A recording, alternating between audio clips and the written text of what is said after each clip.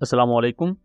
Welcome to Emarat. दोस्तों, Indian air force के air marshal Ashutosh Dixit उन्होंने इंडिया के फ्यूचर स्टेल्थ एयरक्राफ्ट को लेकर प्लस इंडियन एयरफोर्स इस वक्त कितनी ज्यादा इश्यूज फेस कर रही है उसको लेकर कुछ आम स्टेटमेंट्स दी, जिसमें इनडायरेक्टली पाकिस्तान के PFX और J-35 प्लस जो नेक्स्ट जनरेशन मॉडर्नाइजेशन है पाकिस्तान एयरफोर्स की प्लस दूसरी सर्विसेज की, उसको उन्होंने पॉइंट आउट किया। यहाँ आशुतोष दीक्षित ने जो बातें कही हैं उसको हम वन बाय वन आपके सामने एक्सप्लेन करेंगे और पूरी वीडियो तो शायद मैं ना दिखा सकूं इस वीडियो में, लेकिन अगर आप इंडियन एयर मार्शल की ये पूरी वीडियो देखना चाहें जिसको हमने अपने एक्स पर पोस्ट किया हुआ है, उसका लिंक मैं डिस्क्रिप्शन में दे दूंगा। तो इंडियन एयरफोर्स के एयर मार्शल आशुतोष वो ये क्लेम करते हैं कि इंडिया को एक स्टेल्थ एयरक्राफ्ट चाहिए, लेकिन करंटली DRDO ने उन्हें बेसिकली रिक्वेस्ट फॉर इंफॉर्मेशन के बाद ये बताया कि इंडिया अभी स्टेल्थ एयरक्राफ्ट नहीं बना सकता, क्योंकि करंटली LCA तेजस के भी बहुत से ऑर्डर पाइल अप हुए पड़े हैं, वही अभी तक डिलीवर नहीं हुए। ऑलरेडी तेजस MK2 भी डिले है। तो जब ये तमाम चीजें होंगी उसके बाद ही AMCA के लिए कुछ काम होगा।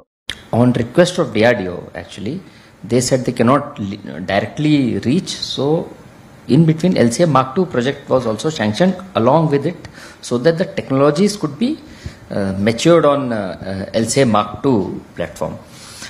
Like Defense Secretary Sir said, engine is the important thing, and that government is going to take a decision. Now, your question relates to the gap which is there from now to delivery of fifth generation capability. There is some gap there. 8 or 9 or 10 years gap will be there. पहली चीज तो ये। दूसरा, उन्होंने कहा कि अभी Indian air force के लिए जरूरी ये है कि एक स्टॉप गैप के तौर पर कोई भी फिफ्थ जनरेशन एयरक्राफ्ट खरीदा जाए, लेकिन उसमें भी अहम चीज है कि आप अमेरिका से लेंगे या रशिया से लेंगे। Russia full transfer of technology देने को तैयार है, लेकिन रशियन Su-57 के साथ इंडिया मुतमिन नहीं है, और अमेरिका का F-35 वो नहीं ले सकते बिकॉज उसमें आपको कंप्लीट फ्रीडम ऑफ ऑपरेशन नहीं मिलता। अब रशियन Su-57 का अभी इंडिया माजी में हिस्सा रहा है जब इसे FGFA प्रोग्राम कहा जाता था, बट इंडिया ने इस प्रोग्राम से विड्रॉ कर लिया था। ये तमाम लोगों को चीज पता है, और उससे विड्रॉ करने की वजह भी यही थी कि Su-57 की स्टेल्थ के साथ इश्यूज थे, प्लस इसके डिजाइन को लेकर भी इश्यूज थे, जिसकी वजह से इंडिया कॉन्फिडेंट नहीं था इस एयरक्राफ्ट में। लेकिन जब से मई 2025 के क्लैशेस के बाद पूरी दुनिया में ही बहुत सी चीजों को लेकर चेंजेस आई हैं, खासतौर पर मल्टी डोमेन ऑपरेशंस को लेकर। अब इवन चाइना, तुर्किया, दूसरे कंट्रीज, इवन नेटो कंट्रीज भी इसको प्रैक्टिकली अप्लाई कर रहे हैं। इसमें भी आगे इसके मुख्तलिफ वेरिएशंस निकाली जा रही हैं। इन तमाम चीजों के चलते पाकिस्तान एयरफोर्स भी किसी से पीछे नहीं है। पाकिस्तान एयरफोर्स भी अपनी मॉडर्नाइजेशन को लेकर काम कर रही है। इवन ये चीज पूरी दुनिया को पता है कि पाकिस्तान को साउथ एशिया के रीजन में सबसे पहले स्टेल्थ एयरक्राफ्ट मिल जाएगा, लेकिन J-35 मिल जाना ये कोई बड़ी चीज नहीं है। अगर मिलने को आए तो इंडिया आज अगर हर मामले में US की बात मान ले, जो US की उनके साथ डिमांड्स हैं कुछ, तो इंडिया को भी सेकंड हैंड F-35 उनको ऑपरेशनल मिल जाएंगे US की तरफ से। बट द पॉइंट इज कि पाकिस्तान को J-35 के साथ उसकी कंप्लीट MRO फैसिलिटी प्लस उसके सोर्स कोड भी मिलेंगे, जिसकी वजह से पाकिस्तान के अपने जो एयर टू ग्राउंड वेपनरी है, जैसे अलबत्तार बॉम्ब्स हैं, दूसरे वेपन सिस्टम है, फ्यूचर में जो नए सिस्टम्स पाकिस्तान डेवलप कर रहा है, वो तमाम उस पर इंटीग्रेट करने के काबिल होगा पाकिस्तान। और MRO फैसिलिटी के आने की वजह से इनकी मेंटेनेंस ओवरहॉल पाकिस्तान अपने ही मुल्क में कर सकेगा। उसके लिए आपको बार बार एयरक्राफ्ट चाइना भेजने की जरूरत नहीं होगी। तो ये चीज बहुत बड़ा एज दे देती है आपको किसी भी बैटल सिनेरियो में, क्योंकि जंग के माहौल में तो आप अपनी एयरक्राफ्ट ओवरहॉल के लिए या उनको थोड़ा बहुत कोई डैमेज हो गया है तो आप चाइना नहीं भेज सकती है, किसी भी दूसरे मुल्क जिससे आपने खरीदे हुए हैं। इंडिया भी सेम वही कैपेबिलिटीज चाहता है, और अभी रशिया उन्हें देने के लिए तैयार है कि वो MRO फैसिलिटी प्लस Su-57 का TOT भी देंगे कि इंडिया उनके किट्स को खुद असेंबल कर ले अपने मुल्क में, प्लस इंडिया को सोर्स कोड भी रशिया कहता है कि हम दे देंगे। लेकिन Su-57 के साथ कुछ सीरियस इश्यूज भी हैं। पहला तो ये प्योर स्टेल्थ एयरक्राफ्ट नहीं है, ये सेमी स्टेल्थ आप इसे कह सकते हैं अगर मॉडर्न स्टेल्थ एयरक्राफ्ट को देखा जाए। प्लस जो Su-57 की इंटरनल बे है वो 4 से 5 मीटर लंबे वेपन सिस्टम्स को कैरी कर सकती है, जबकि इंडिया का जो प्राइम वेपन है ब्राह्मोस, उसकी लेंथ 8 मीटर है, और उसके बाद जो ब्राह्मोस NG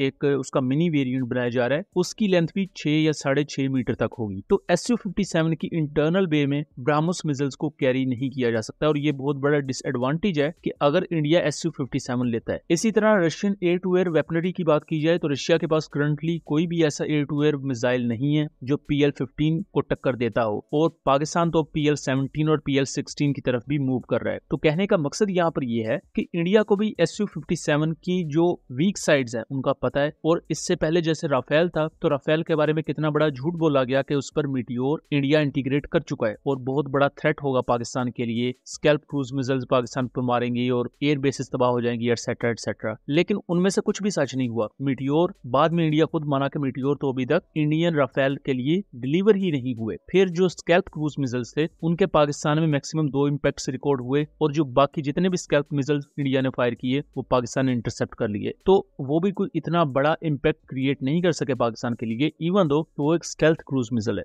इसी चीज को ही दबे लफ्जों में इंडियन एयर मार्शल आशुतोष भी कह रहे हैं, क्योंकि इंडियन एयरफोर्स को भी इस वक्त समझ नहीं आ रही कि अगर वो स्टॉप गैप लेते हैं तो उसके साथ भी सीरियस इश्यूज हैं। वो उस तरह की कैपेबिलिटीज के साथ नहीं आ रहा स्टॉप गैप जैसी J-35 पाकिस्तान को कैपेबिलिटीज देगा। उसके साथ साथ SU-57 के इंजन को लेकर भी इशू है। अभी AL-41 सीरीज का इंजन यूज हो रहा है जो इसके लिए स्पेशली डिजाइन इस दिलिया 30 इंजन है, वो अभी डेवलपमेंट में है और वही वो बेसिक इंजन है जो SU-57 के लिए डिजाइन किया गया था। तो अभी तक वो भी रशिया उसमें नहीं लगा सका है। इसीलिए इंडिया अपना एयरक्राफ्ट भी अगर इंडिया बनाता है तो उसमें भी एटलीस्ट 10 साल लगेंगे। अगर तेजस MK-1A और तेजस MK-2 टाइमली डिलीवर हो जाते हैं, उनकी एग्जीक्यूशन अच्छी हो जाती है, अगर वो डिले होंगे तो फिर आप इसको 10 से 12 साल देन 15 साल का डिले AMCA में भी लगा सकते हैं। और इंडिया अगर अगले 15 सालों में एक 5th जनरेशन एयरक्राफ्ट अपना लेकर आता है तब तक शायद चाइना 7th जनरेशन या US 7th जनरेशन एयरक्राफ्ट भी लॉन्च कर चुका हो। लेकिन इंडियन एयर मार्शल का ये भी कहना है कि AMCA में कोशिश की जाएगी कुछ टेक्नोलॉजीज को 6th जनरेशन ग्रेड तक भी रखा जाए। तो अगेन वो भी देखना दिलचस्प होगा कि इंडिया इसे किस तरह करेगा। सो दोस्तों, ये था एक एनालिसिस। उम्मीद करता हूँ चीजें क्लियर रही होंगी। वीडियो पसंद आई हो तो इसे ज्यादा से ज्यादा शेयर कीजिएगा ताकि इस तरह की मजीद इन्फॉर्मेटिव वीडियोस हम आपके लिए लेकर आ सकें। मिलेंगे अगली वीडियो में, तब तक के लिए अल्लाह हाफिज।